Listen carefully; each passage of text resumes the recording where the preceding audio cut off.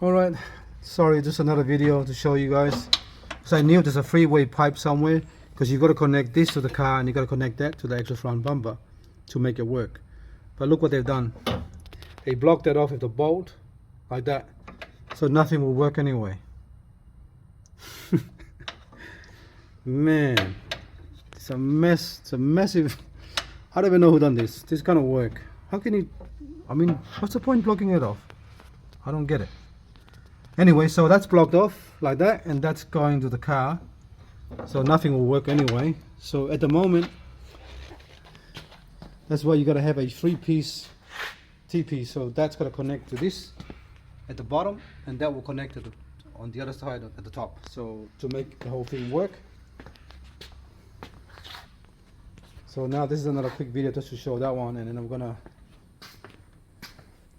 take longer to fix problem when you're actually trying to find a problem when no one touched it. That's the biggest problem I have in the workshop.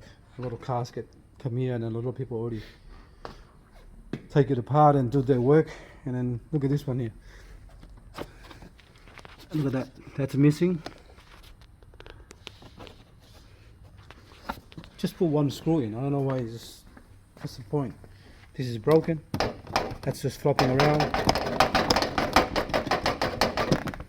like that. That's broken. See that part there? That's broken.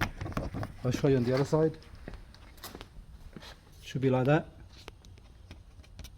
That's broken already. So we're gonna try to use maybe plastic glue to put everything back together, because you can't use a screw or anything to hold it on. Alright, thanks for watching, and please subscribe.